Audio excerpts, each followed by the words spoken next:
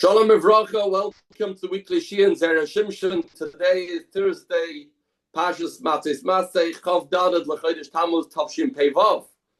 Today marks my mother Alea Shalom's first yahrzeit from the Yom HaKivura, which took place Chav Daled Tammuz Tavshin Pei Hey. May the limud of Zera Shimshon be Le'ila Nishmasa, Teit Nishmasa, Tzerura B'Tzera Chaim, the Neshama of Basher Basher Yosef, should have an aliyah in the Lamas Halyonim.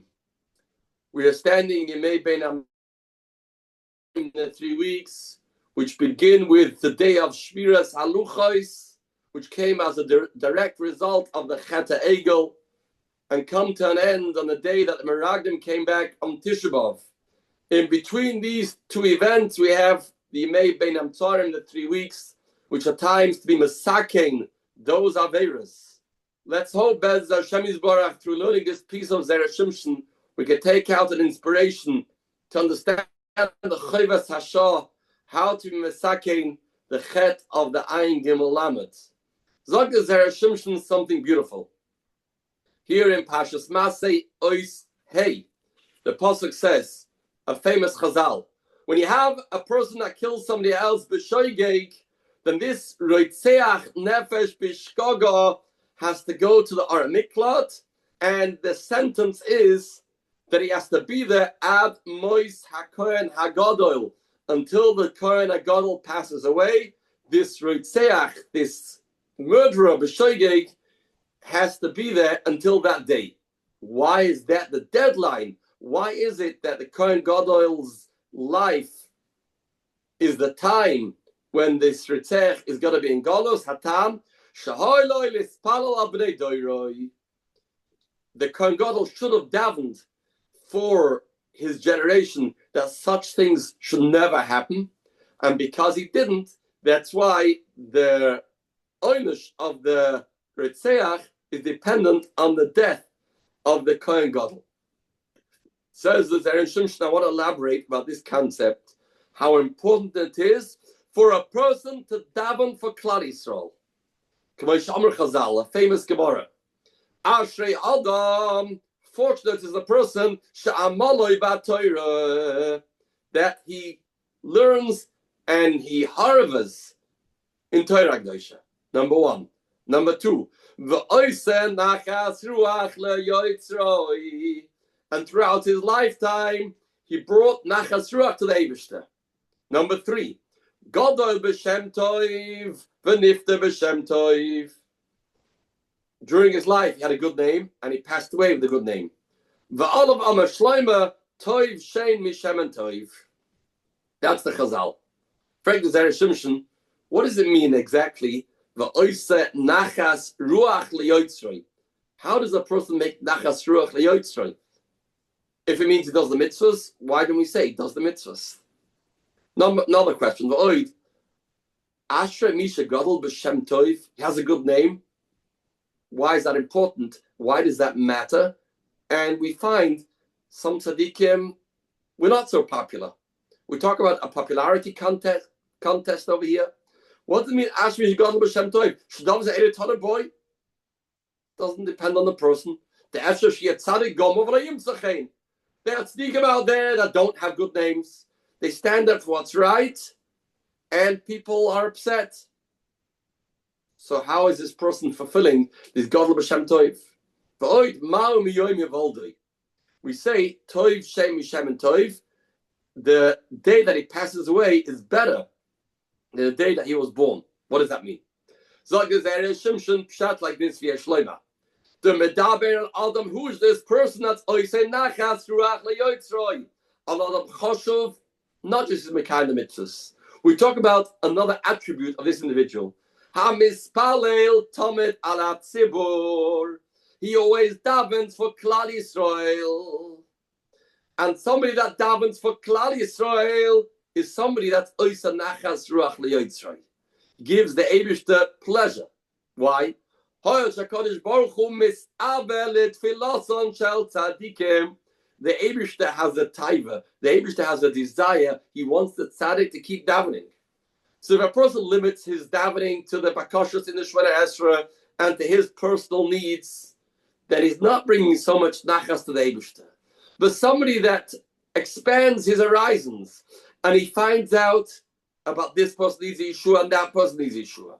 And then he davens for the Golos Bechlal, and he davens for Eden in Eretz Yisrael, and he davens for Eden in America, Eden in Europe, and he davens for the shit crisis, and he davens for this, and he davens for that. This person keeps on davening. Therefore, he's somebody that's Oisei Nachas Ruach LeYotzroik, that Hashem has a desire to hear its tefillos. This is what we talk about. This person is Ashrei. This person is fortunate. Who Gadol b'Shem Tov. This person is raised b'Shem Tov. Why? Shedoire Kulei Zakai. This person is davening for the generation that the Olam should be healthy, the Olam should be well, and the Olam should serve the Eibishter. The Olam should be living on a higher level, connected to Hashem Yisbarach. And this person's generation will be a Dorish Kulei Zakai. Like the story of Rabbi Shua ben Levi, that they said to him, was there ever a keshes, was there ever a rainbow in your lifetime? Because if you'd be a real tzaddik, then a keshes will not be nira. The b'chaya tzaddik ain't a choyte ba'olam. In the lifetime of a tzaddik, nobody sins. So we talk about a tzaddik over here that davens and begs the Eibishter that everybody should be erlich, everybody should do what's right. And therefore, he has a Shem Tov, because he'll come to Shemayim, nobody could say, hey, those rainbows in your lifetime. There was never a rainbow. It was never necessary, because the whole generation was elevated through this person's tefillas. This person won't be punished for the generation sins, because there's no sins. It's a generation of good as a result of his tefillah.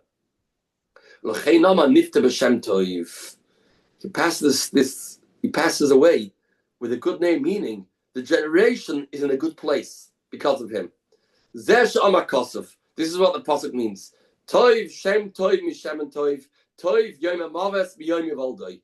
The day he dies is a better day than the day he was born. Why? He comes into this world, into a generation that is dinim, there's sins, there's pagomim. But the day he passes away, it's a different world. He elevated the entire world. He brought spirituality into the world through his davening and through his elevation and through his example.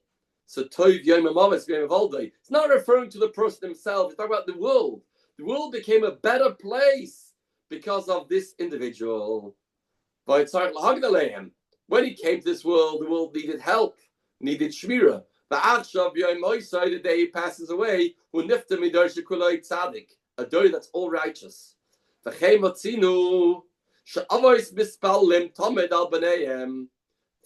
always daven for their children. Always, fathers daven for their children. It's incumbent upon a father to daven.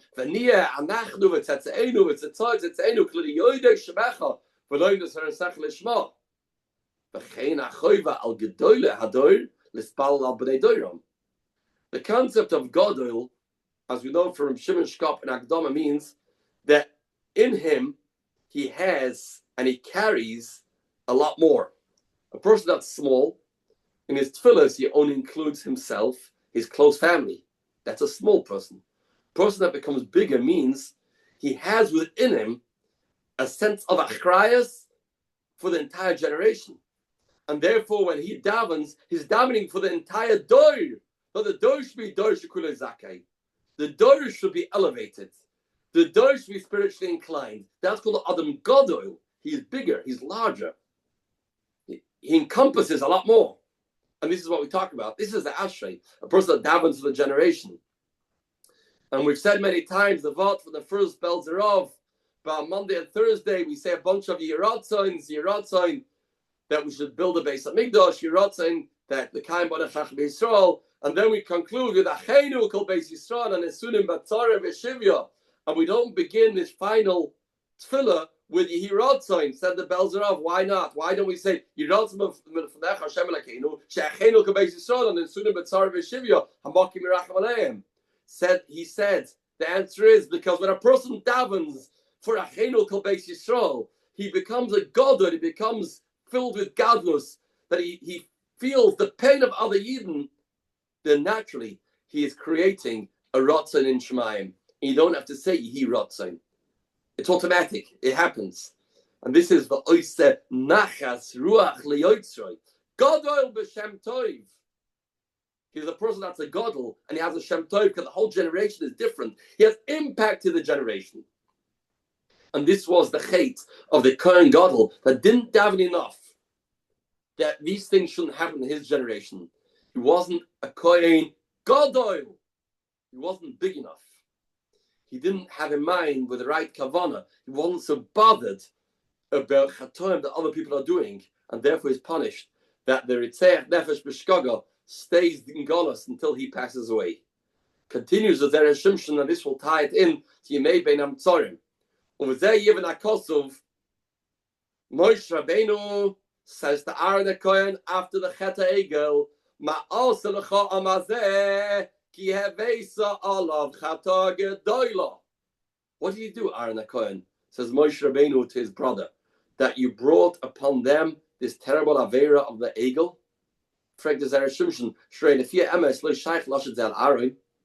Aaron is guilty of the Cheta Egel. Why? He threw gold into the fire, but naturally nothing should have come out. Only because the witchcraft of people there that caused the fire should produce a golden calf, it was successful in their eyes. What does that have to do with Aaron HaKohen?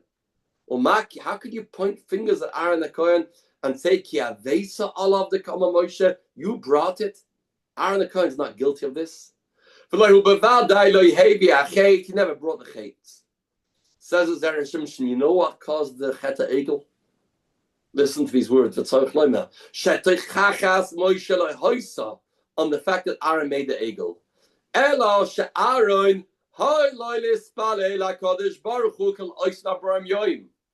He should have kept davening for Klal Yisrael in those 40 days. Save these people from their Yetzer Hara. If such a thing happened, it must be there was a pagam in the tefillahs of Aaron HaKohen. He was then the manning. Moshe was in Shemayim. Aaron should have davened that such a thing should never happen. Save Klal Yisrael from the Yetzer Hara. Because he didn't daven, so it's cool that he brought this Avera. And this is the beginning of Yemei Bein HaMtzorim. It happened at Cheta Egel. It came because of a lack of tefillahs for Klal Yisrael. Let's learn one more paragraph. The Eibishter wanted to punish Aaron HaKohen. Let's learn the Eibishter wanted to take away Aaron HaKohen's children from this world. There was a gezeira on Aaron HaKohen that he should chas v'shalom lose his children. And Moshe Rabbeinu interceded and davened for Aaron HaKohen, and he only lost 2 children, Nadav and Avihu, and Elazar and Sama survived. Why is that? Why should that be the punishment for Aaron HaKohen? And the answer is because Aaron HaKohen davened for his children, but he didn't daven enough for Klal Yisrael. On his sublime level, there was a pagam. So the Eibishter, this is not the way it's supposed to be.